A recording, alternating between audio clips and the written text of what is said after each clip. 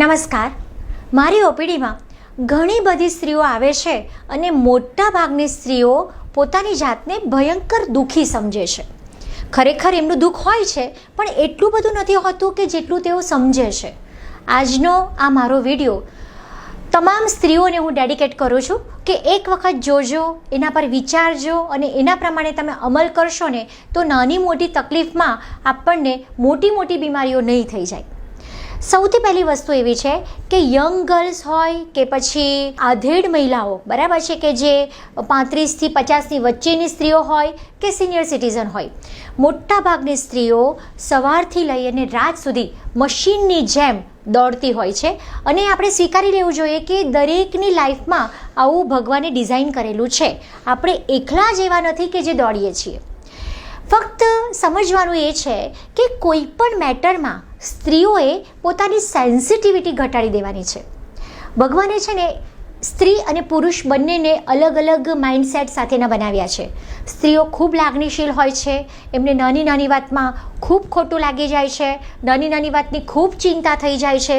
કોઈ પણ વસ્તુ બની હોય એને વિચાર કરે છે અને સતત એ ઘટનામય રહે છે. જ્યારે પુરુષો થોડા પ્રેક્ટિકલ હોય છે, પ્રેક્ટિકલ વેમાં વિચારે છે, જરૂર પડે ત્યાં ઇન્સ્ટન્ટ ડિસિઝન લે છે અને પછી એમાંથી બહાર આવી જાય છે. આ એક બેઝિક ડિફરન્સ છે. તો આ વસ્તુને આપણે સમજી લેવાની જરૂર છે કે આમાંથી આપણે આપણી જાતને કઈ રીતે બચાવીએ. એટલે ફરીથી દરેક સ્ત્રીઓને એક નમ્ર નિવેદન છે કે કોઈ પણ પ્રસંગ બને ને એમાંથી પછી બહાર આવી જાઓ. સતત એને યાદ ન કર્યા કરો કે તે દિવસે એણે આટલા જણાની વચ્ચે મને આવું કીધું હતું. ઓકે, વાત પતી ગઈ. કંઈ કામ બાકી છે ને તો સતત એના મય ન રહો કે આટલા મહેમાન આવવાના છે, કેવી રીતે થશે, શું થશે, થઈ જશે. જે યંગ ગર્લ્સ છે, નવી પરણીને સાસરે જાય છે તો એ લોકોએ ક્યાંક અકોમોડેટ થવું પડે છે. હમણાં જ મારી પાસે એક દીકરી આવી અને એણે સરસ મજાનું મને કીધું કે મેડમ જવા દો ને, એમ કે મારે તો એટલી બધી તકલીફો છે. એટલે પછી મેં વાતમાં એને કીધું કે બેટા, સીતા માતા જેટલી તકલીફ તો નહીં જ હોય. અને તું તો દરરોજ 2 દિવસે પપ્પા મમ્મીને ફોન કરીને તારી તકલીફ કહે છે. એ વખતે તો મોબાઈલ પણ નહોતા, એ બિચારા ક્યાં જાય. સો ક્યારેક વિચારો કે ભગવાન જેવા ભગવાન હતા એમની તકલીફ હોય તો આપણી નાની મોટી તકલીફમાં આટલા બધા રિએક્ટિવ કેમ બની જઈએ છીએ. થોડાક સહનશીલ બનો. થોડુંક ખાધું પીધુંને રાજ કર્યું, સમય જવા દો, પરિસ્થિતિ એની મેળે થાળે પડી જશે. અને કંઈ પણ સાંભળી અને બધું જ અંદર ના લો, એને જય શ્રી કૃષ્ણ કહીને વહેતું મૂકી દો. જો પ્રવાહની સાથે તમે વહેતા થશો તો તમને ખૂબ ઓછી તકલીફો થશે અને પ્રવાહના સામા કાંઠે થશો તો ઘણી બધી તકલીફો વધી જશે. જનરલી હું મોટા ભાગની સ્ત્રીઓને એવું કહેતી હોઉં છું કે આજુબાજુની પરિસ્થિતિ તમે એક પણ નહીં બદલી શકો. તમારો અંદરનો સ્વભાવ જ તમારે બદલવો પડશે. કોઈના સ્વભાવ પણ તમે નહીં બદલી શકો. એટલે એક જ વસ્તુ તમારા હાથમાં છે અને એ છે તમારું પોતાનું રિએક્શન. કોઈ પણ પરિસ્થિતિમાં મારા માટે જે ખરેખર વધારે દુઃખ હતું એ ભગવાને આટલામાં જ પતાવ્યું છે એમ માનીને પોઝિટિવિટી સાથે તમે તમારી પ્રતિક્રિયા આપશો તો ચોક્કસ જ સાયકોસોમેટિક ડિસીઝ થવાની શક્યતા અનેક ગણી ઘટી જશે. અંજનાબેન પોતાની તકલીફ મારી પાસે લઈને આવ્યા કે બેન, સવાર ઉઠીને ઘર સાચવો, વર સાચવો, બાળકો સાચવો ને જોબ કરો, કેટલીક જગ્યાએ પહોંચવું. હા, હું એવું માનું છું કે તમે જ્યારે કરિયર ઓરિએન્ટેડ છો તો એ કરિયર તમે ચૂઝ કરી છે. તમે જે વસ્તુ ભણ્યા છો એને તમે યુટિલાઇઝ કરવા ઈચ્છો છો અને તમારી ચોઇસ છે કે એ કલાકો દરમિયાન તમે ખુશ રહેવા માંગો છો. તો એની સાથે બીજી કોઈ જવાબદારીમાં તમારાથી કોમ્પ્રોમાઇઝ બિલકુલ ન થઈ શકે. એડજસ્ટમેન્ટ તમારે જ કરવું પડે. ભગવાને સ્ત્રીને એક એવી કેપેસિટી આપી છે કે ફુગ્ગો જેમ ફૂલે ને એમ સ્ત્રી પોતાની કેપેસિટી સાથે વધી શકે છે, એટલે કે એને કોપઅપ કરી શકે છે. એટલે ભગવાને એ તાકાત એનામાં મૂકી જ છે. ખાલી તમારો પ્રયત્ન એવો હોવો જોઈએ કે એ જવાબદારીઓને તમે હસીને સ્વીકારો છો કે દુઃખી થઈને. જો હસીને સ્વીકારશો તો આગળનો રસ્તો ક્લિયર થઈ જશે અને જો દુઃખી થશો તો ધીમે એ નેગેટિવિટી સાયકોસોમેટિક ડિસીઝને લીડ કરશે. હવે પ્રશ્ન છે કે આ બધી જવાબદારીઓની વચ્ચે સ્ત્રીએ પોતાનું શરીર કેવી રીતે સાચવવું. તો ચાલો સરસ મજાની તમને ટિપ્સ આપવા માંગુ છું.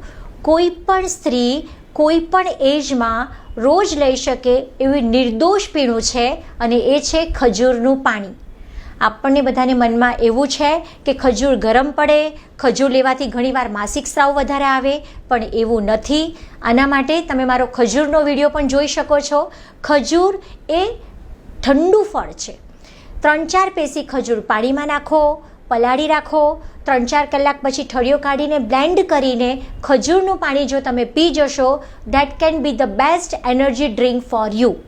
રોજ દિવસમાં એકવાર ક્યાં તો ચાવીને ખજૂર ખાઈ જાઓ, ક્યાં ખજૂરનું પાણી પી જાઓ.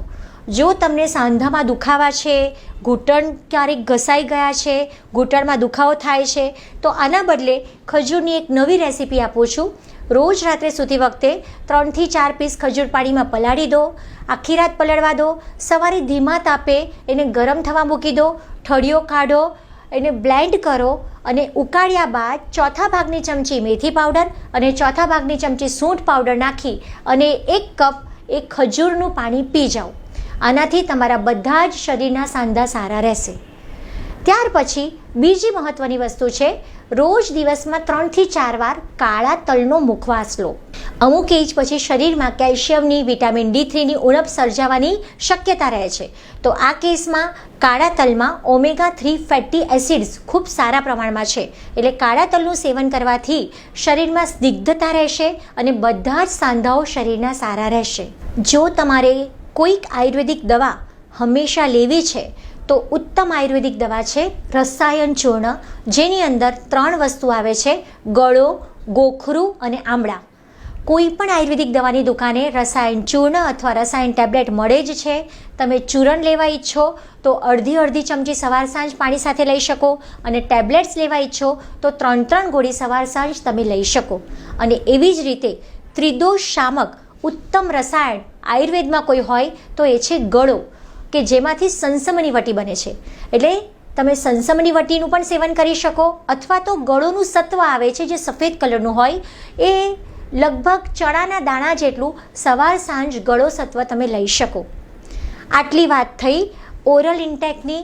આના પછી મગજમાં સતત વિચારો ચાલે છે, સબકોન્શિયસ માઇન્ડ હાઇપર એન્ઝિયસ છે, ઊંઘ નથી આવતી, નાની વાતમાં ગુસ્સો આવી જાય છે, તો અગેઇન મેં આગળ પણ ઘણીવાર કીધું છે, પણ રોજ રાત્રે સૂતી વખતે નાકમાં ગાયના ઘીના ટીપા નાખો. જો ગાયનું ઘી નથી ફાવતું તો તલનું તેલ, કોપરેલ, દિવેલ, કોઈ પણ લિપિડ રિચ મટીરિયલ તમે વાપરી શકો. રાત્રે નથી ફાવતું તો દિવસમાં એકાદ વાર તમે ટીપા નાખી શકો. અને આની વિસ્તૃત જાણકારી માટે તમે મારા નસ્યનો વિડીયો જોઈ શકશો.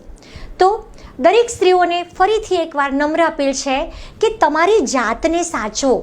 એક સ્ત્રી સચવાયેલી હશે ને તો આખું ઘર સચવાયેલું હશે, અને જો સ્ત્રી માંદી પડશે ને તો આખું ઘર ખેદાન મેદાન થઈ જશે.